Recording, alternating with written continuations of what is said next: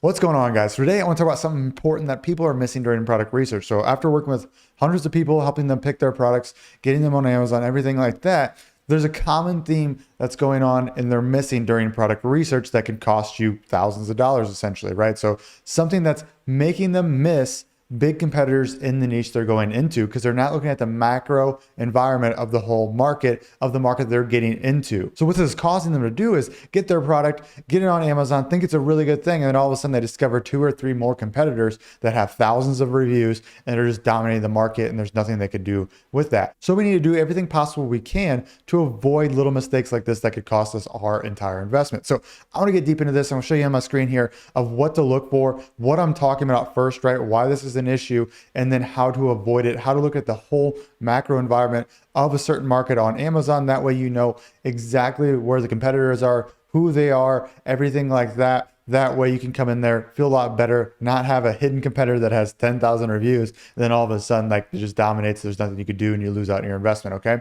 So we're gonna start here on Helium 10 here. So we're using the black box tool, Amazon phrases research in the keyword section. I'm going to assume for this video that you know what this is. If you don't, I have tons of Amazon product research videos on my channel. You type in Cameron James, Amazon FBA, product research. You're going to find tons of them. If you go to my channel, go to playlist, go to product research. I have a ton of them that talk about, what criteria I'm using, what tools I'm using, and why, and going through this in a more step-by-step thing. But just for your guys' time's sake here, I'm going to assume you guys know this and just get on with it. So I've typed in some criteria here. Again, if you want to know that criteria, why I pick it, go watch those other videos here after this video. And then we see different phrases here. So what's happening is in this market is people are looking at keywords like this. So RV cabinet latches and catches, and they're not looking at the total market. So I know that doesn't make quite sense here, but I'm going to go ahead and go through a few examples. So I pulled up a few just doing some research here. So I got garden covers for raised beds. So a good tactic for product research is to find long tail keywords that we can niche down into, right? So if we go to, garden covers or whatever it may be, maybe it's a bigger niche. So we're looking for long tail keywords. That's the whole point of this research criteria in this app. And so we can kind of take advantage of this because we're coming in here trying to find a little niche that's untapped, has potential, somewhere where we can, literally carve out a little angle of the market for ourselves and really take advantage of this. So that's what we're doing here. But the issue is when people are doing this is they're not realizing that there could be more competitors that are just not showing up in this market, and they're just assuming that it's good. Okay, again, it's gonna make so much more sense when I just go through a few examples here if you don't understand what I'm saying here. But essentially I just want to make sure that you can see the whole market, see everything, and make more educated decisions based on that, so you can save your investment, make sure the product you're picking is actually a winner. All right, so we go down here and we go down to say garden netting. This one has 1,200 reviews here. So we see garden netting plant covers 10 by 33. Okay, so it's doing pretty well. So you probably think this is the main competitor in this niche, right? So that's what I'm looking for. So 737 here.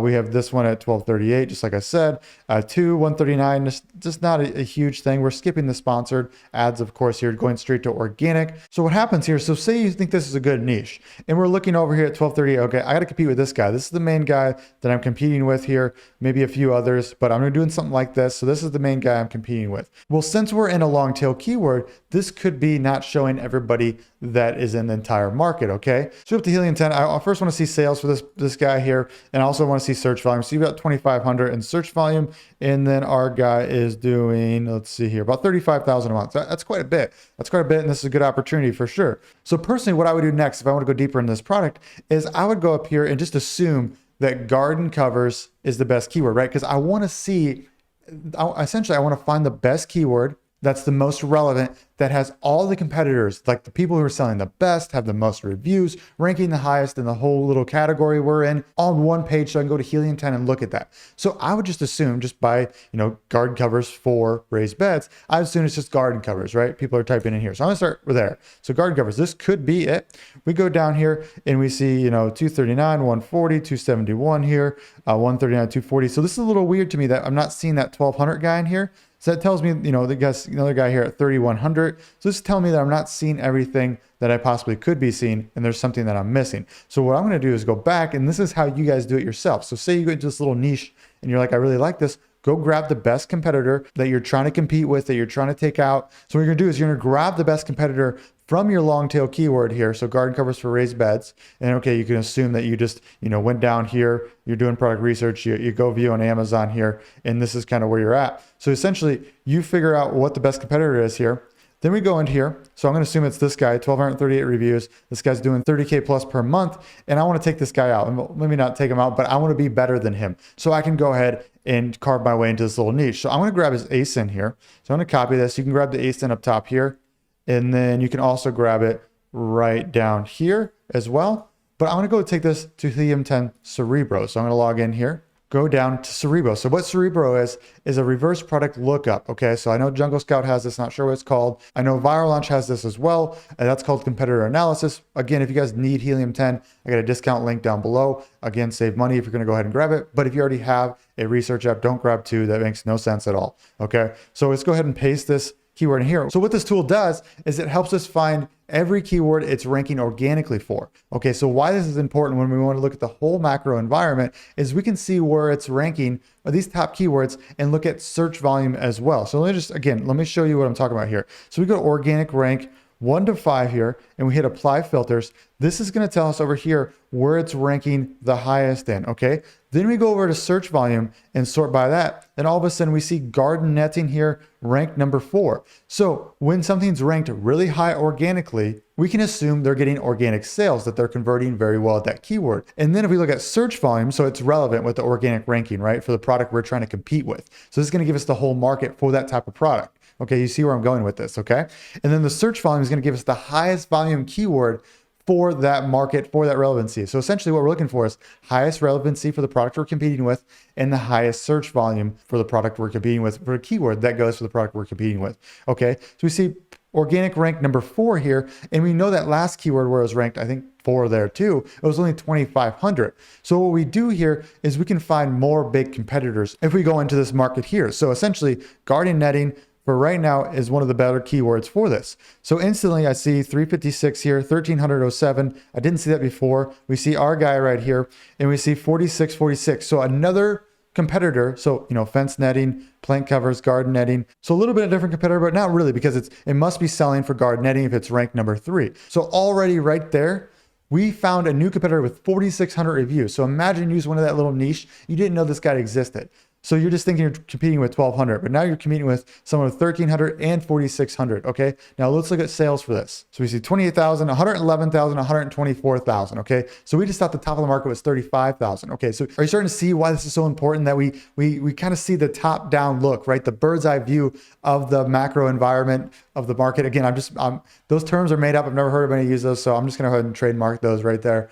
The macro environment of a market right there makes no sense. But to me, it makes sense because my brain's weird. But anyways, 111,000, 124,000, 58,000, 30,000. So we actually have more competitors. We go down here. We see some other competitors, 1,500, 2,206. Okay, so what if this isn't the top of the market, okay? So what I would do next is I grab this guy, so 4646. So now I know he's the main competitor that I have to compete with. I grab his ASIN, go over to Cerebro with that, put in his ASIN right here, paste, get keywords, go down, put 1 to 5 here, hit apply filters, go down, hit by search volume. So we see garden net right here. Now we see bird netting. Okay, so there's another layer to this. So we just want to step up higher, okay, to look at the market. And now we see some different people. So 1,000 here, 4647. This one's new. So we just discovered a new product in there. So this is bird netting. I'm curious so you see garden netting in the keyword too. So I'm curious how it converts there. I'm not saying either that just because we're looking top down at something like this, that our little sub niche wouldn't work, right? So sorry, going back to our little sub niche of garden covers for raised beds, maybe there's a different type of netting that needs to go here. But I still want to see the whole market, who I'm competing with potentially. Okay, so even if we come in here, we make something new for garden covers for raised beds, my potential is probably limited by that top guy with 4,600 reviews. The other person that's at 3,200. If I want to tap into bird netting eventually later, because we kind of niche down, but our product can be used for bird netting as well later. Okay, so that, there's different nuances to this example. And for any product out there, every product's gonna be a little bit different. That's just the way it is. But essentially, we need to at least know what the whole environment looks like. And this is how we do it. You do a reverse ASIN lookup on Cerebro, on a Helium 10, or whatever research app you're looking at. And then you keep going until you find the highest keyword here that is relevant. So, rank number 4 here, bird netting. So we literally just kept going higher and higher in the hierarchy of this whole market. So now we can kind of look top down, make better decisions. So this is actually what I do first. Every time I look at a market, this is what I do first. I'm trying to discover what the whole market looks like in a page where I can look at it very quickly. So if I go to garden netting or bird netting here, I can, instead of just looking at that little phrase, I'm gonna look at Helium 10 right here to really see what the market looks like, because they're all gonna be clunked, the best sellers, right? So if it's got the highest search volume and the highest relevancy, then we know our top competitors are gonna be here that are selling the most and everything like that. Because, if they're selling the most, they're going to be at the highest volume keyword. That's very intuitive. Hopefully that makes sense there. Hopefully I'm explaining it in a semi-decent way, right? But yeah, this is exactly where I'd go to look at the whole market. So we 70,000, 32,000, 35, 124. So the other niche just told us the top was 35,000 a month. So this is just totally blowing the doors off that. We can see every competitor here. Okay, I had some more examples lined up, but I think this really dials in what I'm talking about here. We need to do this method. Every time we're looking at products, every time we're doing research, we need to go back to this and go ahead and look at the hierarchy of this. Sometimes you're not going to find, say we go to bird netting, that has nothing to do with the long tail phrase I have going here. Perfect. You just found the top right here, right? So if I go to bird netting and I go start the top guys on bird netting, I start going through their ASINs, they're probably going to pop up for better keywords as well. But essentially I'm looking for the top search volume with the highest relevancies, probably within the top 5 ranking here. That's why we grab the best competitor on our phrase. That way they'll be in their top 5 here, and we can actually see these bigger keywords. Then you can just keep grabbing the other products that are higher than them and keep going until you see the top of the market there. So hopefully that makes sense, guys. Hopefully it was helpful. If not, if this was incoherent, you didn't understand it, let me know in the comments down below. Any questions on this, anything you think I missed, anything that's not clear, let me know, because I really think this is so important. You need to see the macro of the environment for your niche on Amazon. Again, trademark, can't steal that. Macro environment of the niche of the market. So I hope that made sense, guys. If it doesn't, let me know in the comments below. If there's any questions, anything I missed, any holes in the knowledge there. But this is so important. Looking at the macro of the whole environment on Amazon for your little niche, for your little sub niche. And that way you can see that there's no hidden competitors that, you grab a product for, 3K, 5K, 10K, whatever your starting budget is for your first product. You put it on Amazon, all of a sudden you have 2 to 3 competitors that have 4,000, 10,000 reviews. And you're like, holy cow, I'm competing with a lot bigger fish than I thought. That's not good. We don't want that. That's how we lose that investment in our product. We need to know all the facts. We need to know the whole environment before we make our decision. And this is just one more piece of the puzzle. So guys, hopefully that makes a lot of sense. Very important here. Another thing I want to bring up here is, if you guys have not gotten my field manual yet, my Amazon Wealth Accelerator field manual, it's 46 pages here. I've gone ahead and just laid it out. It took me months to write here, the whole Amazon business, this kind of step by step here. So again, 46 pages here. It's a beautiful thing. I'm trying to go down to the table of contents for you so you know what's in it. We keep going down here. We see it right here. So I've layered it out in 6 steps here. So how to use data to find your winning product, how to find your manufacturers and suppliers, getting it shipped over, getting it inspected, international shipping, all that craziness. And then, creating world-class listings, making sure you're indexing, SEO, all that good stuff, Amazon reviews, ranking, PPC, marketing, everything like that. Just step by step here. If you like to read, if you like to have a guidebook next to you while you're doing your product research, whatever it may be. Again, I took a lot of time to write this up, so make sure you grab a copy here. The link will be down below for this, as well as you can even go to CameronJames.com to grab it. If we go to my website here and we scroll down, field manual right here. I do ask for your email right here and your name. This is just for me to send it to you. You get a link in there. It's an instant download, just like the one I showed you here. And you'll be able to go ahead. If I go back here, you'll be able to download it right to your desktop here and print it out, whatever you want to do. And the email, if you keep it, obviously unsubscribe. You don't think my emails are valuable, but we just do 3 emails a week. One's a value email. So something like this YouTube video, just going through something, to make, I think the last week's was how to bundle properly, everything like that. And the emails you'll be getting, they come Monday, Wednesday, Friday. Monday is student success story. So essentially someone I'm either work with or have in a tight knit group, and they talk about their story of how they made it work on Amazon. So you can just kind of repeat and rinse their whole process or learn from the mistakes they've gone through to get to their successful spot. I think it's really valuable to see other people doing, the same thing you're doing, but successfully, and learn from their story.